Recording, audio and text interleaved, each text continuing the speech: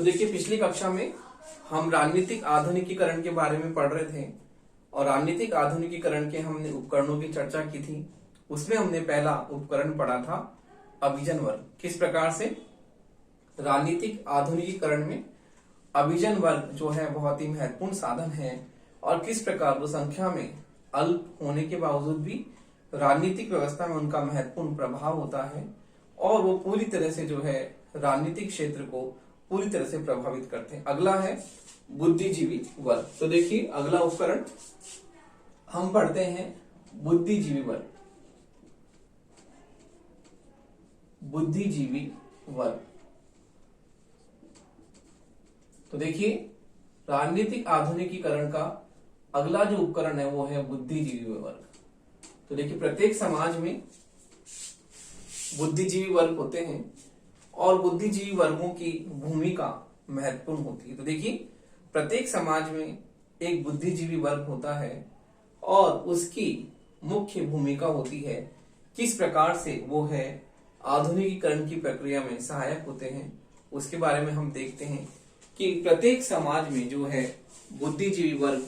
होता है और यह है अपने समय के मूल्य और संस्थाओं की समीक्षा करके जो है परिवर्तनों के जो है महत्वपूर्ण सुझाव देता है। तो देखिए, प्रत्येक समाज में जो है बुद्धिजीवी वर्ग पाया जाता है। प्रत्येक समाज में बुद्धिजीवी वर्ग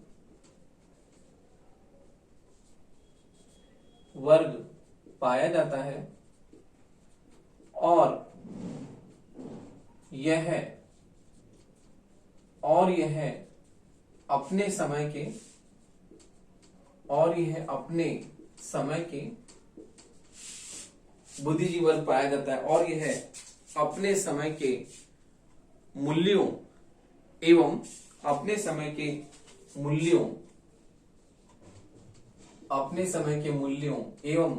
संस्थाओं की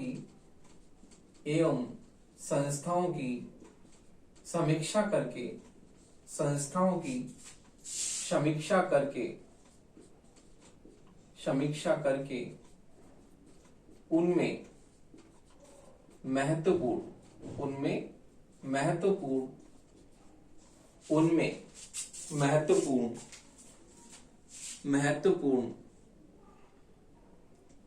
व विवेकपूर्ण सुझाव देता है। महत्वपूर्ण व विवेकपूर्ण सुझाव देता है।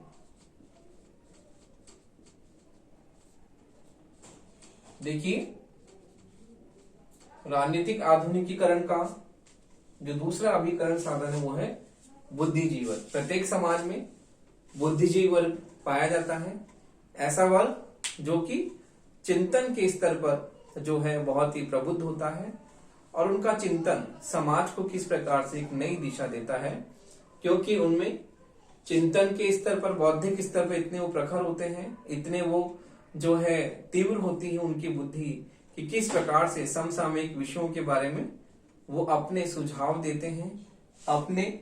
समय के मूल्यों संस्थाओं की वो समीक्षा करके उनका मूल्यांकन करके किस प्रकार से वो एक नए विचारों को प्रस्तुत करते हैं, एक नए सुझाव देते हैं जो कि राजनीतिक व्यवस्था के लिए बहुत ही महत्वपूर्ण होते हैं। तो इस प्रकार हम देखते हैं कि जो बुद्धिजीवी वर्ग हैं वो भी राजनीतिक आधुनिकीकरण में अपनी महत्वपूर्ण भूमिका अदा करते हैं और किस प्रकार उनका चिंतन जो है समाज को एक नई दिशा प्रदान करता है। अगला है आर्थिक विकास। तो देखिए, आर्थिक विकास की हम बात करते हैं कि राजनीतिक व्यवस्था को आर्थिक विकास भी जो है एक महत्वपूर्ण गति प्रदान करता है। तो देखिए, आर्थिक विकास की हम बात करते हैं कि आर्थिक विकास जो है वो किस प्रकार से राजनीतिक व्यवस्था को जो है एक नए स्वरूप में किस प्रकार से उसका महत्वपूर्ण उसे परिवर्तित करता है, उसे गति प्रदान करता है। तो देखिए, आर्थिक विकास का ही महत्वपूर्ण जो है महत्व है। तो आर्थिक विकास का अर्थ है किसी राजनीतिक व्यवस्था में मौजूद एवं राजनीतिक व्यवस्था में मौजूद उत्पादन की तकनीक एवं किसी भी आर्थिक विकास का तात्पर्य है आर्थिक विकास का तात्पर्य है किसी भी राजनीतिक व्यवस्था में किसी भी राजनीतिक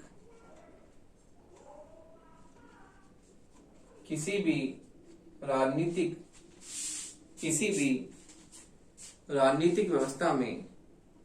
मौजूद उत्पादन की तकनीक किसी भी राजनीतिक व्यवस्था में उत्पन्न उत्पादन की क्षमता एवं उत्पादन की तकनीक उत्पादन की क्षमता किसी भी राजनीतिक व्यवस्था में उत्पन्न उत्पादन की तकनीक एवं उत्पादन की मात्रा उत्पादन की क्षमता नहीं सॉरी उत्पादन की मात्रा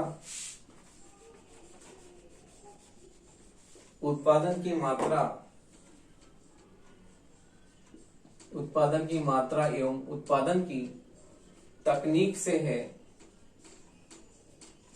उत्पादन की मात्रा एवं उत्पादन की तकनीक से है सरल शब्दों में आर्थिक विकास समाज के सरल शब्दों में आर्थिक विकास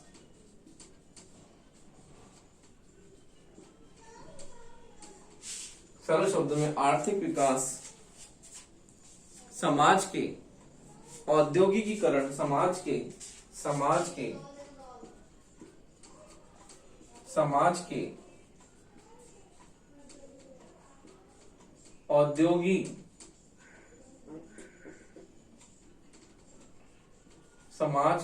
औद्योगिकरण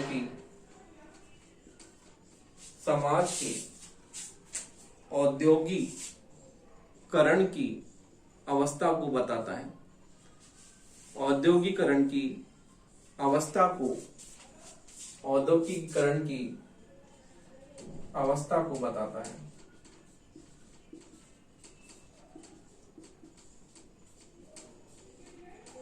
तो देखिए आर्थिक विकास समाज के औद्योगिकरण की अवस्था को बताता है। इस प्रकार से इसमें हम देखते हैं कि प्रति व्यक्ति आय, प्रति व्यक्ति कैलोरी की मात्रा तथा सामान्य व्यक्ति का जो जीवन है उसकी बात हम करते हैं कि सामान्य व्यक्ति का जीवन किस प्रकार से जो है चलता है, तो उसकी बात इसमें की जाती है कि सामान्य व्यक्ति का जो जीवन है किस प्रकार उसको ये प्रभावित करता है। सामान्य व्यक्ति के जीवन स्तर को इसमें शामिल किया जाता है। तो हम देखते हैं कि आधुनिकीकरण में प्रति व्यक्ति आय, प्रति व्यक्ति कैलोरी जो है राज्य द्वारा जो दी जाती है उसकी बात हम करते हैं कि इसमें किस प्रकार से आर्थिक व्यवस्था उत्पादन की मात्रा में उत्पादन की तकनीक से इसका मतलब है। लेकिन आर्थिक विकास समाज के औद्योगिकरण की अवस्था को बताता है कि इसमें देखते हैं आर्थिक व्यवस्था में प्रति व्यक्ति आय, प्रति व्यक्ति कैलोरी इन सब की बात करते हैं कि समाज में किस प्रकार से जो है व्यक्ति के आर्थिक अवस्था में क्या सुधार किया जा रहा है उसकी बात हम करते हैं कि प्रति व्यक्ति आय क्या है, कैलोरी क्या दी जाती है, प्रति व्यक्ति कैलोरी की बात हम करते हैं। तो इस प्रकार राज्य द्वारा व्यक्ति के आर्थिक जीवन स्तर को किस प्रकार से सुधारने का प्रयत्न किया जा रहा है उसकी बात हम करते हैं। आर्थिक विकास भी जो है वो राजनीतिक व्यवस्था का विभिन्न एक महत्वपूर्ण जो है एक उपकरण है। अगला हम देखते हैं कि राजनीतिक विचारधारा। तो देखिए राजनीतिक विचारधारा भी इसका महत्वपूर्ण एक उपकरण है। राजनीतिक विचारधारा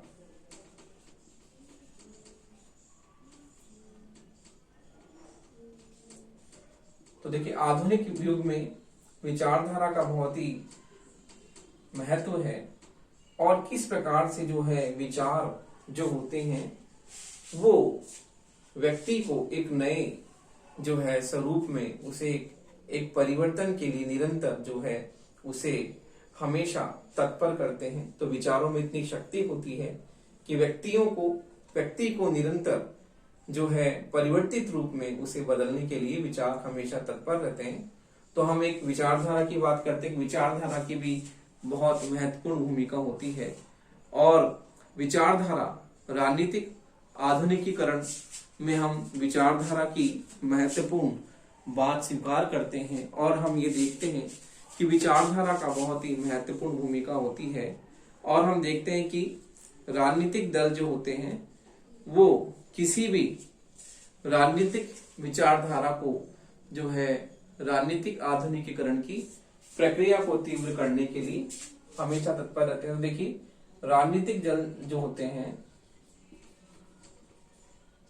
राजनीतिक दल किसी न किसी विचारधारा पर आधारित होते हैं। राजनीतिक दल किसी न किसी विचारधारा पर आधारित होते हैं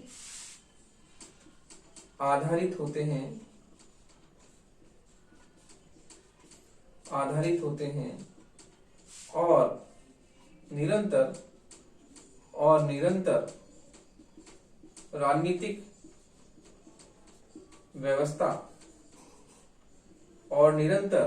राजनीतिक व्यवस्था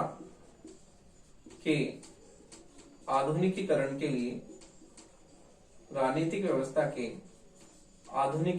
लिए तत्पर रहते हैं। तो देखिए वर्तमान में आधुनिक युग जो है विचारधारा का युग है और इसमें विचारधारा जो होती है बहुत ही महत्वपूर्ण कारक होती है और वर्तमान में हम देखते हैं कि राजनीतिक व्यवस्था में जो राजनीतिक दल जो होते हैं वो किसी न किसी विचारधारा पर आधारित होते हैं। जैसे कि हम देखें इंडिया में बीजेपी है, कांग्रेस है, अन्य जो और भी बसपा, सपा, अन्य मैं आपको उदाहरण दे रहा हूं कि ये दल जो हैं किसी न किसी विचारधारा पर आधारित होते हैं और इसी विचारधारा पर वो अपनी पार्टी को क्या करते हैं, संगठित करते हैं और अपनी पार्टी को उसी विचारधारा पर संगठित करके उनकी एजेंडे में क्या क्या बातें होती हैं वो उनकी विचारधारा पर आधारित होती हैं कि किस प्रकार से उनके उद्देश्य, लक्ष्य क्या हैं, तो स्पष्ट रूप से उनके एजेंडे में समाहित होते हैं। तो इस प्रकार हम देखते हैं कि विचारधारा का आधुनिक समय में बहुत ही महत्वपूर्ण भूमिका है और राजनीतिक दल भी किसी न किसी विचारधारा पर आधारित होते हैं और निरंतर राजनीतिक व्यवस्था के आधुनिकीकरण के लिए तत्पर रहते हैं कि वो किस प्रकार से राजनीतिक आधुनिकीकरण के लिए जो है अपनी विचारधारा में किस प्रकार से जो है वो परिवर्तन कर सके या किस प्रकार से अपने विचारधारा में परिवर्तन को समाहित कर सकें। तो देखिए अगला जो हम देखते हैं अभिकरण, वो देखते हैं अगला अभिकरण है संचार के साधन। तो देखिए संचार के साधन जो हैं वो भी बहुत महत्वपूर्ण होते हैं। देखिए संचार के साधन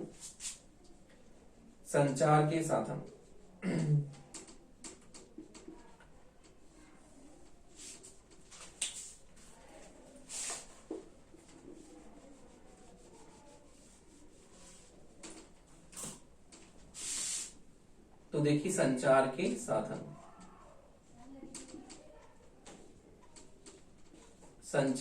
साधन तो देखिए प्रेस, रेडियो, समाचार पत्र, प्रेस, रेडियो, समाचार पत्र, प्रेस, रेडियो, समाचार पत्र, सिनेमा, दूरदर्शन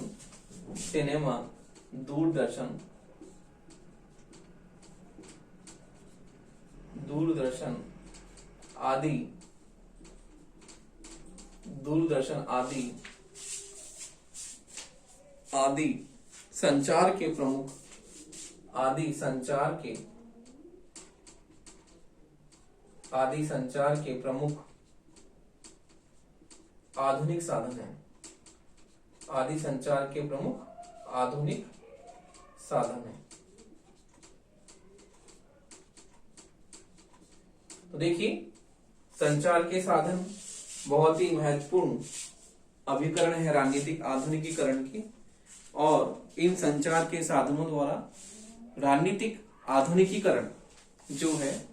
बहुत ही महत्वशाली हो जाता है, क्योंकि जो है ये साधन किसी परंपरागत समाज के आधुनिकीकरण में महत्वपूर्ण भूमिका निभाते हैं और समाज का आधुनिकीकरण राजनीतिक आधुनिकीकरण की प्रक्रिया को जो है बहुत ही सरल बना देता है। तो देखिए, राजनीतिक आधुनिकीकरण की प्रक्रिया को सरल बनाने में इन संचार के साधनों का बहुत ही महत्वपूर्ण योगदान है। प्रेस, रेडियो, मीडिया, समाचार पत्र, सिनेमा, दूरदर्शन आदि जो संचार के साधन हैं वो राजनीतिक आधुनिकीकरण को बहुत ही सरलीकृत बना देते हैं और इनकी महत्वपूर्ण भूमिका होती है। तो देखिए, इन संचार के साधनों का प्रयोग करके कोई भी राजनीतिक व्यवस्था जो है वो अपने आधुनिक स्वरूप में जो है निरंतर प्रयत्नशील रहती है, और ये संचार के साधन बहुत ही महत्वपूर्ण भूमिका अदा करते हैं। संचार के आधुनिक साधन जो होते हैं समाज के विभिन्न वर्गों में मूल्यात्मक एकता स्थापित करते हैं और संपूर्ण समाज में राष्ट्रीय एकीकरण की भावना को किस प्रकार से वो प्रभावित करते हैं। तो इस प्रकार संचार के साधन राजनीतिक आधुनिकीकरण में अपनी महत्वपूर्ण भूमिका अदा करते हैं, और जो है इन संचार के साधनों द्वारा राजनीतिक आधुनिकीकरण बहुत ही सरल रूप में अभिव्यक्त होता है। अगला जो है इसका पॉइंट हम देखते हैं कि अगला इसका पॉइंट है सामाजिक गतिशीलता। तो देखिए, सामाजिक गतिशीलता जो है हम देखते हैं कि वो क्या है। तो देखिए, अगला उपकरण है सामाजिक गतिशीलता।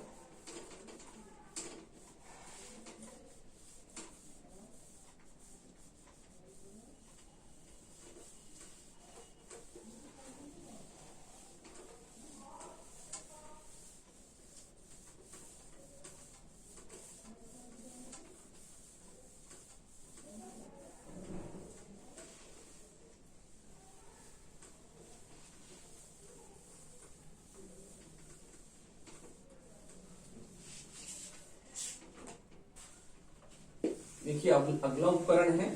सामाजिक गतिशीलता।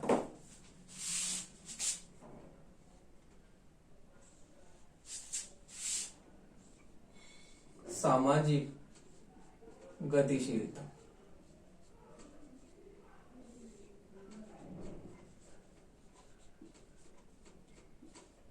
सामाजिक गतिशीलता। देखिए, सामाजिक गतिशीलता वो भी महत्वपूर्ण कारक है, और किस प्रकार से हम किसी भी देश में आर्थिक विकास के परिणाम स्वरूप समाज की भौतिक परिस्थितियों में महत्वपूर्ण परिवर्तन होते हैं। तो देखिए, आर्थिक विकास के परिणाम स्वरूप जो है हम देखते हैं कि आर्थिक विकास किस प्रकार से सामाजिक आर्थिक विकास के परिणाम स्वरूप आर्थिक विकास के परिणाम स्वरूप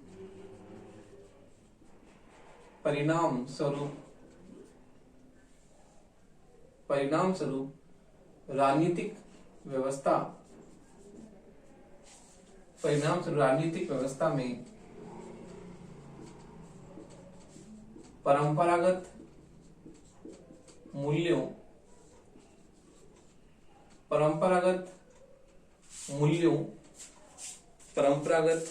मूल्यों की तथा परंपरागत मूल्यों पर नए मूल्यों की स्थापना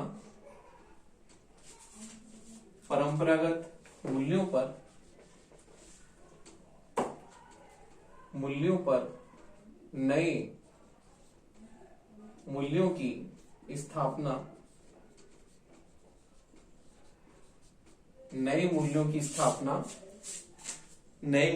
स्थापना तथा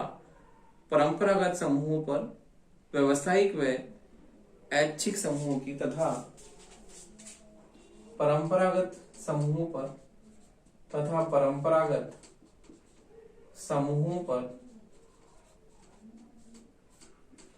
ऐच्छिक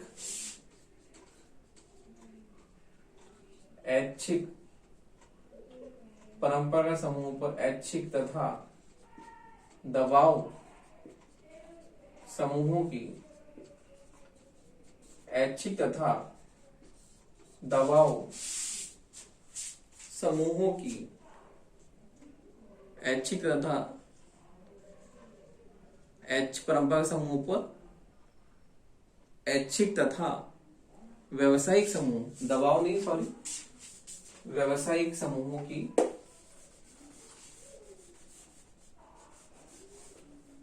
ऐच्छिक तथा व्यवसायिक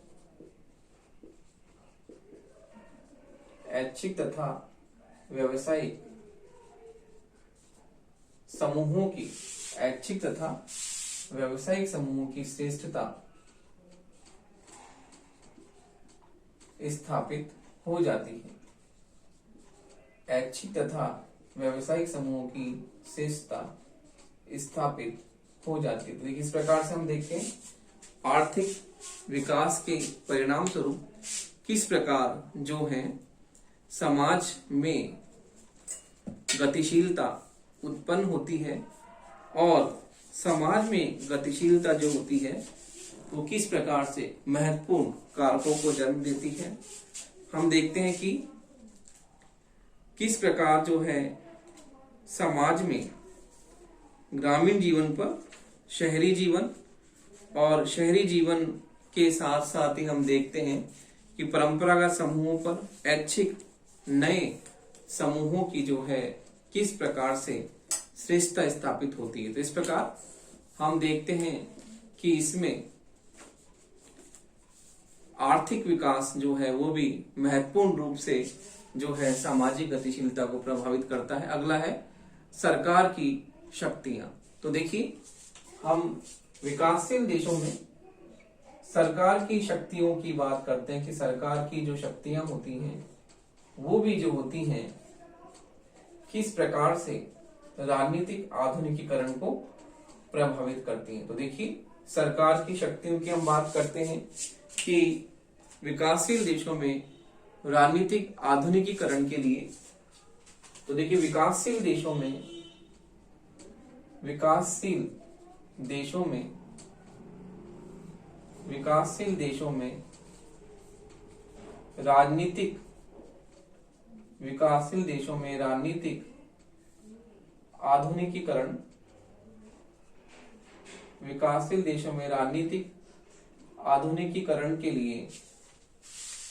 राजनीतिक आधुनिकीकरण के लिए सरकार की शक्तियों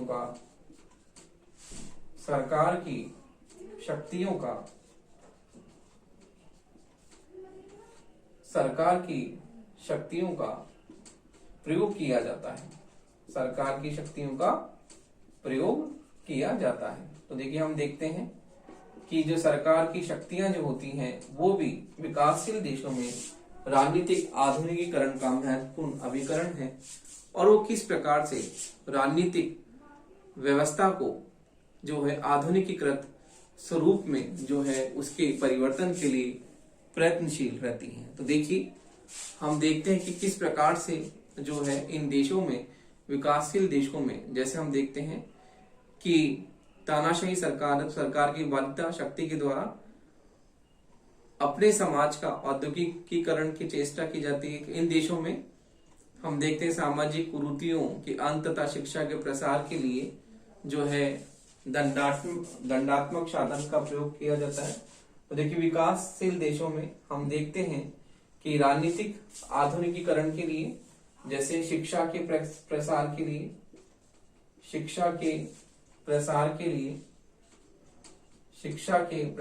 लिए तथा सामाजिक कुरीतियों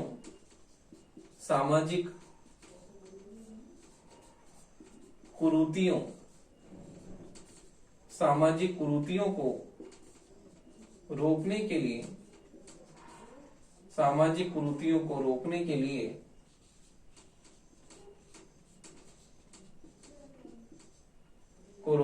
लिए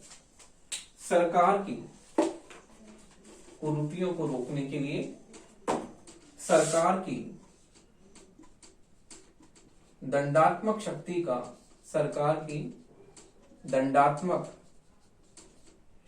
का प्रयोग किया जाता है। सरकार की दंडात्मक शक्ति का प्रयोग किया जाता है।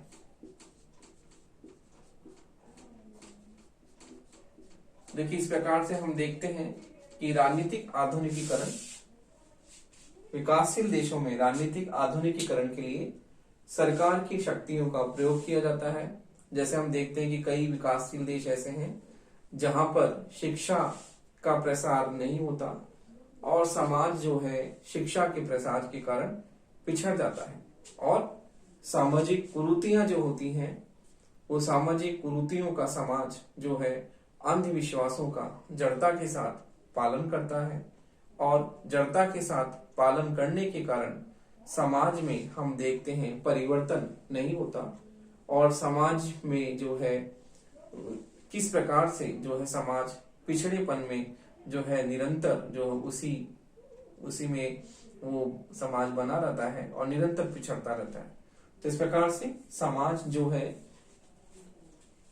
कुरीतियों को, सामाजिक कुरीतियों को रोकने के लिए, अंधविश्वासों को रोकने के लिए और शिक्षा के प्रसार के लिए सरकार जो होती है वो कदम उठाती है। और विकासशील देशों में हम देखते हैं कि सरकार जो है अपनी दंड की शक्ति का प्रयोग करती है और कानून बनाती है। जैसे कि भारत में भी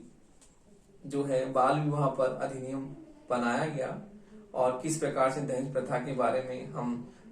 अधिनियम जो है बनाए गए सरकार के द्वारा। तो इस प्रकार हम देखते हैं कि जो सामाजिक कुरीतियां हैं और किस प्रकार से अंधविश्वास है, शिक्षा का प्रसार जो है करना होता है, तो उसके लिए सरकार दंड की शक्ति का प्रयोग करती है कि समाज को आधुनिकीकरण की दिशा में ले जाने के लिए समाज जो है आधुनिक बन सके, और समाज में जो पुराने विचार, पुराने मूल्य, पुराने जो आदर्श है उनके स्थान पर जो है आधुनिक स्वरूप में जो है समाज में नए मूल्यों की स्थापना हो, नए आदर्शों की स्थापना हो और समाज आधुनिक बन सके। तो इस प्रकार समाज को आधुनिक बनाने के लिए विकासशील देशों में जो है दंड की शक्ति का प्रयोग किया जाता है, और सरकार कानूनों के द्वारा जो होती है नए नए अधिनियम बनाती है, और उसमें समाज को जो है निरंतर जो है विकास की दिशा में जो सरकार अग्रसरित करती है। तो इस प्रकार हम देखते हैं कि सरकार की शक्तियां भी जो होती हैं वो राजनीतिक आधुनिकीकरण का प्रमुख जो है कारण जो है बनती है। तो इस प्रकार हम देखते हैं कि राजनीतिक आधुनिकीकरण की प्रक्रिया में हम देखते हैं किस प्रकार से जो है सरकार की शक्तियों के द्वारा विकासशील देशों में जो है आधुनिकीकरण की चेष्टा की जाती है, और जो है सरकार किस प्रकार से जो है अपनी दंडात्मक शक्ति का प्रयोग करके समाज को एक नई दिशा में लेकर जाती है। तो देखिए, इस प्रकार हमने देखा कि विकासशील देश जो है किस प्रकार जो है लोकतांत्रिक शासन मूल्यों को स्वीकार करें। तो देखिए, वहां पर राजनीतिक आधुनिकीकरण की प्रक्रिया में सरकार की भूमिका बहुत ही महत्वपूर्ण होती है। तो सरकार जो होती है लोकतांत्रिक विचारधारा पर आधारित होने के कारण वो इन प्रयासों को करती है, और हम देखते हैं कि कहीं पर डिक्टेटरशिप है, तानाशाही व्यवस्था है, तो वहां पर भी जो होती है जनता जो होती है किस प्रकार से जो है परिवर्तन करती है, और सरकार का तख्ता पलट करके लोकतांत्रिक मूल्यों और लोकतांत्रिक आदर्शों पर आधारित जो है नई राजनीतिक व्यवस्था को क्या करती है, उसकी संरचना करती है। तो देखिए, इस प्रकार से राजनीतिक आधुनिकीकरण के विभिन्न उपकरण, विभिन्न साधन हमने पढ़े, और ये राजनीतिक आधुनिकीकरण को पूरी तरह से जो है उसे आधुनिक रूप में बनाने के लिए इन अभिकरणों का महत्वपूर्ण जो है योगदान है, और इन अभिकरणों की जो हम देखते हैं महत्व बहुत ही ज्यादा है, क्योंकि किसी भी विकासशील देश की राजनीतिक व्यवस्था इन अभिकरणों के आधार पर इन उपकरणों के आधार पर, इन साधनों के द्वारा हम किसी भी देश की विकासशील देश की राजनीतिक व्यवस्था को जो है विकसित और आधुनिकीकरण से युक्त उसे आधुनिकीकरण की ओर लेकर जा सकते हैं। तो इस प्रकार राजनीतिक आधुनिकीकरण के ये विभिन्न उपकरण जो होते हैं बहुत ही महत्वपूर्ण हैं, और इन उपकरणों के द्वारा जो है हम देखते हैं किस प्रकार से जो है विकासशील देश की राजनीतिक व्यवस्था जो है विकसित समाज की राजनीतिक व्यवस्था में जो है निरंतर परिवर्तन के लिए प्रयत्नशील रहती है। और इन उपकरणों का जो है वो राजनीतिक आधुनिकीकरण की प्रक्रिया में महत्वपूर्ण योगदान है, और इन उपकरणों के द्वारा जो है विकासशील देश की राजनीतिक व्यवस्थाएं जो है विकसित एवं आधुनिकीकरण से युक्त विशेषताओं को जो है प्राप्त करने के लिए निरंतर प्रयत्नशील रहती हैं।